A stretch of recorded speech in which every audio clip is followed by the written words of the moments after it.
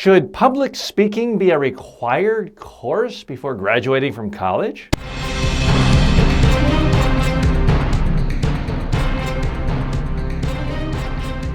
Speaking, the show about effective speaking in public, to the media, at work, and in life. Speaking with TJ Walker. Fascinating article jumped out at me the other day. This was passed on to me online. This was from the Cavalier Daily, the University of Virginia newspaper, and it's posted by, I don't know if it's a student or a faculty member, who it is, but the name is Alyssa Imam, and the title is, "We Need a Public Speaking Requirement," in the article. And I want to share with you an excerpt. It says, however, another skill currently overlooked by the college and the requirements it imposes on students is public speaking. In order to help students develop personally and better equip them to succeed professionally, the university should consider implementing an oral communication requirement into the college's requirements.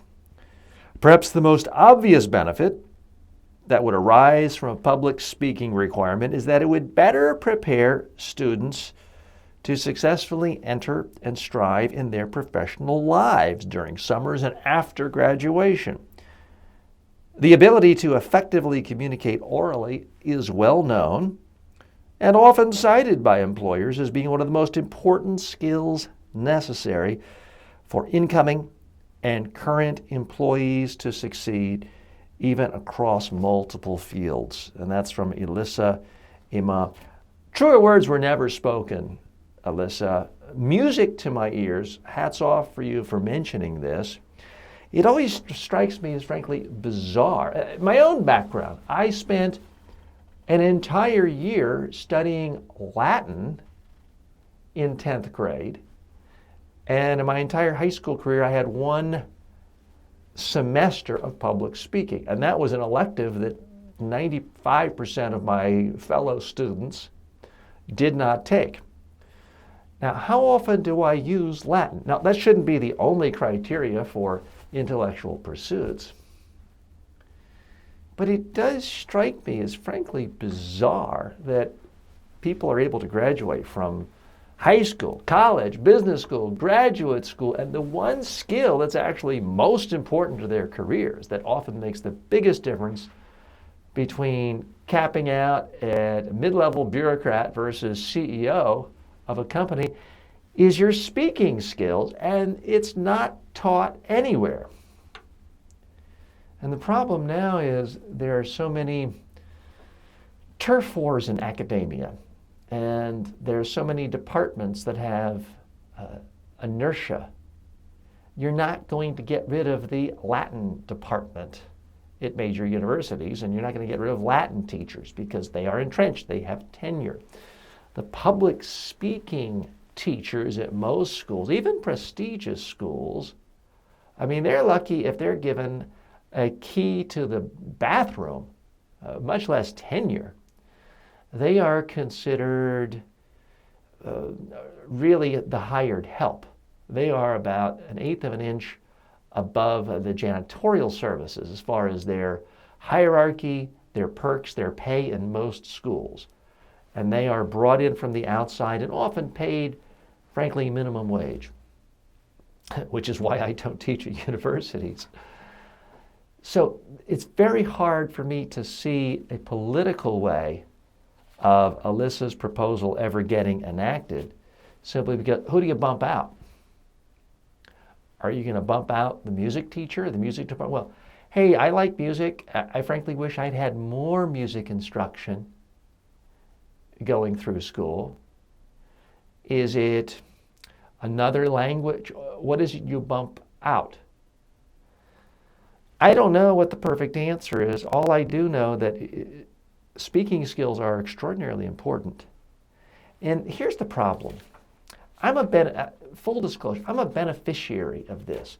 The fact that public speaking is not taught in the academic world is one reason why I can have a thriving private practice doing this, because there is a gap in the marketplace.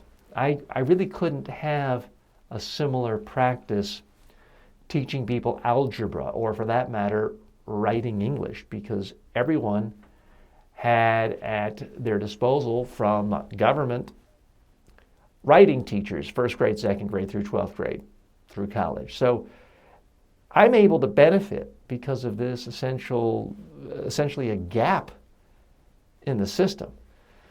So while I can stand up and say I think everyone should be required to take public speaking, you can't expect me to devote a lot of time and energy to do this because, truth be told, I am a beneficiary of the fact that it's not taught.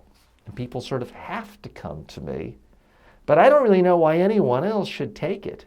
I don't know, for the life of me, I don't know why parents don't demand that their students get public speaking instruction. I can tell you my daughter is going to get public speaking instruction. She's going to get it right here at home. And she's certainly not ever going to get an allowance or a request for any toy or anything she wants unless she's made a great presentation that is interesting and memorable. So I've got my own system, but that doesn't help society. That doesn't help the rest of us. So I would certainly love to hear from you on this, what your thoughts are. A question for you. And that is the question of the day. Do you think public speaking should be a required course, either at the high school level or the college level? And if not a required course, do you think people should have to demonstrate the skill? So for example, in colleges, if you grew up bilingual, you can often test out of a language requirement just by taking a test. In theory, you could have someone give a speech or presentation to show proficiency in public speaking skills. Do you think this should be a requirement? Or should we continue the current system where a student is a lot more likely to take ballroom dancing? And I'm not knocking ballroom dancing. I took ballroom dancing in college. I can't say that I used the skill very often. But are we going to continue down a path whereby more students take ballroom class dancing than public speaking? I'd like to know from you. What do you think? Should that be the situation? Should that, in fact, be the status quo? Post your comments. Send them to me on Twitter. At TJ Walker is my Twitter handle. You can post this on our Facebook page, which is TJ Walker Interactive. You can post it on the YouTube channel. The best place to post your thoughts on this, for that matter, any questions you have, is on the blog at MediaTrainingWorldwide.com. Just go to the news section. To hire TJ Walker as a keynote speaker or workshop leader for your next conference, call 212-764-4955.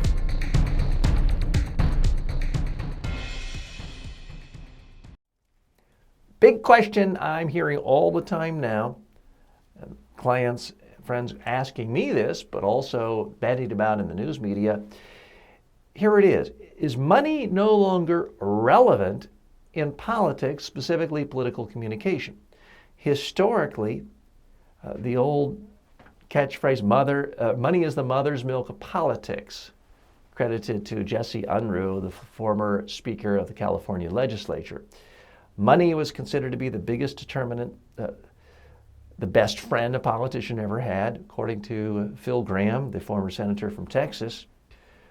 But you look at what happened this year. And by the way, those of you watching this or listening to this podcast, 2017, 18, or beyond, I am producing this show on February 25th, 2016. So it's in a particular political context.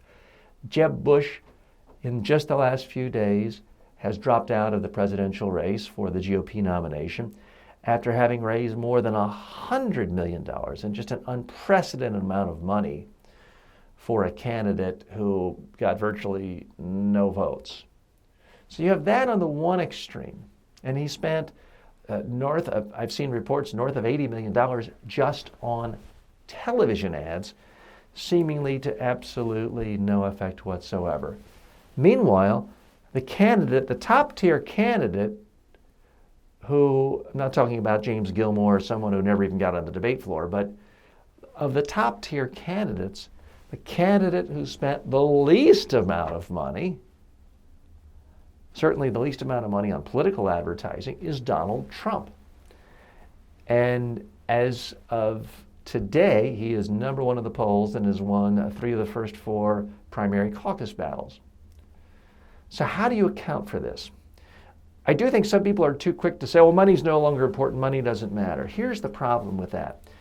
Most campaigns in the world are not for the U.S. presidency. People are intensely interested in who's going to be the next president of the United States. If you're running for agriculture commissioner for the state of Florida, not as many people are concerned about that. So in many, many races all over the country, especially in big states where there are statewide races, voters don't care that much. And quite often, the candidate with the most money, who spends the most on television ads, wins. That isn't going to change absent extreme situations. Now, the 2016 presidential race, the extreme situation is Donald Trump is just much better at communicating interesting messages through social media, Twitter in particular, and he's dominating all the traditional media coverage because of, I'm not getting political here, folks, but because of the way he communicates, and the ideas that he communicates are simply more interesting than other ideas that are coming out in political ads. So here's what I think the situation is. Money in advertising in general for politics and other things is less important than it used to be, because if you have an interesting product, whether it's a candidate or a new app or a particular sort of cell phone, if you have a great product that has something unique, different, interesting to it, it's going to be easier than ever to get media coverage through social media, through your own YouTube channel, through Twitter, by getting your followers and fans to talk about you. Therefore, you don't need big money for traditional advertising. That, I think, is true for politics and non-political products and services. However, before we shut down the TV stations and start sending back checks and contributions and forget about raising money, there's a big however. For many, many products and services and candidates in the world, there is an intense interest from the public. And absent intent interest, advertising is still the only way you can force your message on someone. If someone invents a new toilet paper, there's a good chance that I'm not going to go to blogs or follow Twitter feeds of people who review toilet paper. But from time to time, if I'm watching a political debate or if I'm watching a Super Bowl, I am going to be captive to those 30-second ads. And if there's some new toilet paper out there that is just so revolutionary, so much better for the environment, softer, cheaper, better, there's a chance someone could get my attention that way, in a way they couldn't any other way. So I wouldn't write off traditional advertising. By the way, I always find it comical. The people who are most mocking of traditional ads and advertising always like to hold up Apple as, the perfect new product in the new technology world, and focus on creating something beautiful that people love that's better than the competition. And that's how you'll succeed. And they always conveniently neglect the fact that Apple is one of the largest advertisers in the world of traditional billboards, TV ads. So obviously, there is still a role for traditional advertising. But it is changing. And anyone who says, I'm just going to focus my attention on advertising is missing out a lot. Don't ask me. ask erstwhile presidential candidate Jeb Bush.